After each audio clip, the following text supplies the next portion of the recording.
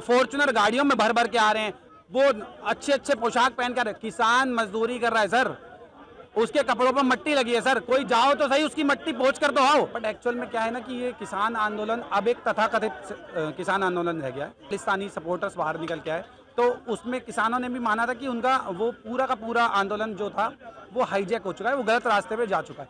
और पूरे इंडी गठबंधन का एक ही टारगेट है सर, उनके पास कोई भी मुद्दा नहीं बचा, उनको सिर्फ मिलकर चोर चोर मुसेरे भाई मिलकर मोदी जी को हराना चाहते बस।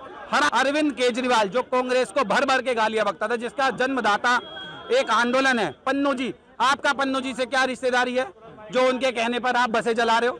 आप सरकारी संसाधनों का नाश कर दोगे, कोई बाहर से आपको एक ट्वीट कर देगा तो? नमस्कार दोस्तों, मेरा नाम है विकास कुमार। आप देखना शुरू कर चुके हैं द लोकसभा। किसान आंदोलन 2.0 एक बार फिर से शुरू हो चुका है।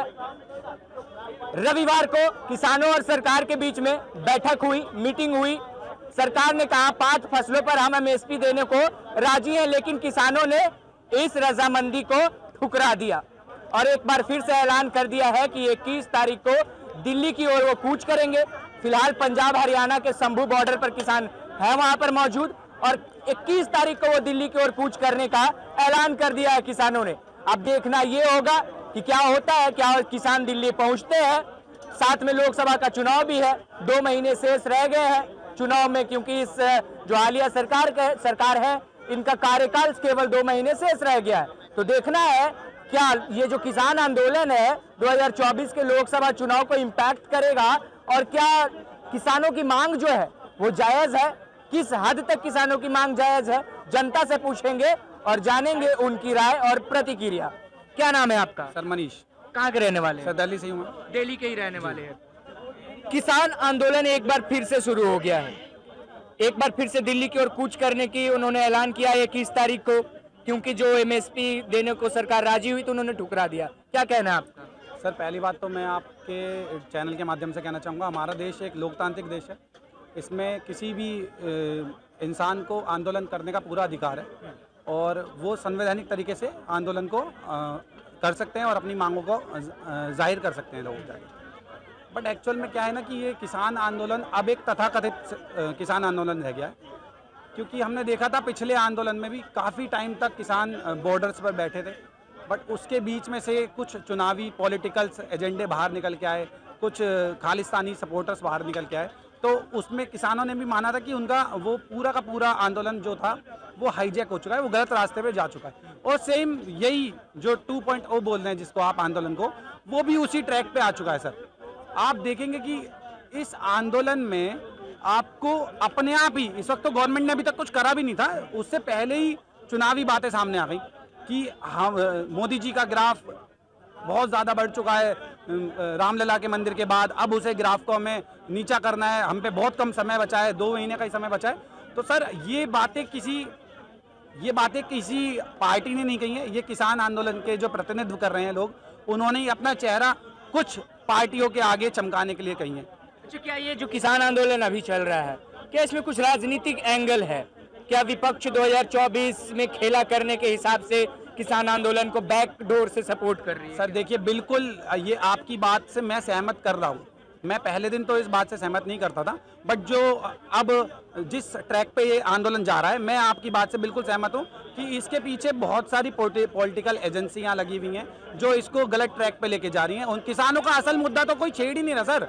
अब तो सब बात कर रहे हैं कि किस तरह दिल्ली भागना है। मतलब दिल्ली भागना इतना मुश्किल हो गया लोगों के लिए कि वो रोड जाम करते हुए आ रहे हैं, वो ट्रैक्टर लेकर आ रहे हैं, वो फॉर्च्यूनर गाड़ियों में भर भर के आ रहे हैं, वो अच्छे अच्छे पोशाक पहन कर। किसान मजदूरी कर रहा है सर, उसके कपड़ों पर मट्टी लगी है सर, कोई जाओ तो सही उसकी मट्टी पोंछ कर तो आओ।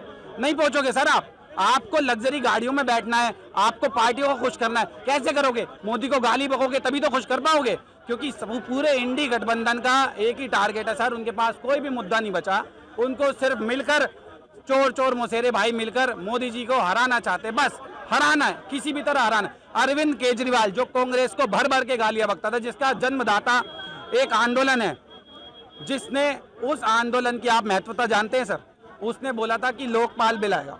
वो पार्टी जन्मी, कांग्रेस हटाया, गाली बकी कांग्रेस को खूब, लेकिन आज तक उस लोकपाल बिल का आपको दोबारा जिक्र नहीं मिला होगा आम आदमी पार्टी से सर।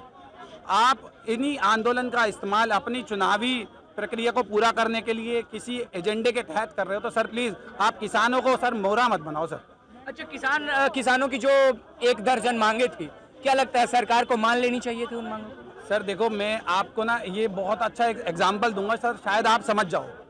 एक बाप के 5 बेटे हैं सर, उसको 5 का पालन पोषण करना है सर, और एक बच्चा आईफोन की डिमांड करने लगे तो बाकी बच्चे भी मांगेंगे सर, है ना।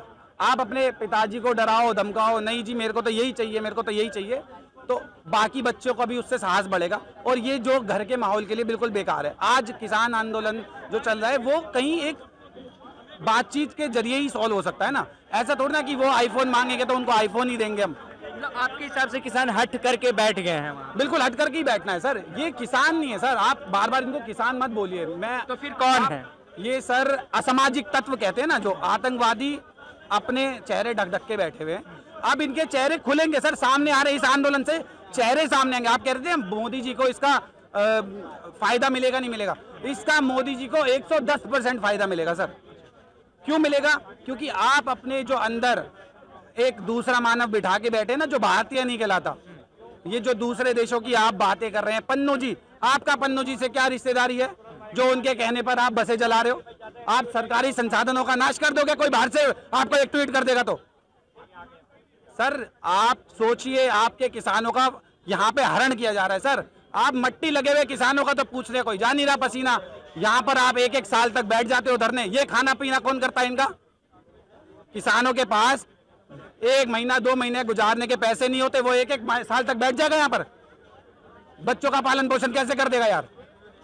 ये पूरी तरह हाईजैक कर रखा है सर। ये बेचारे शोषण वर्ग को और ज्यादा शोषित करने की तैयारी में लगे हुए हैं।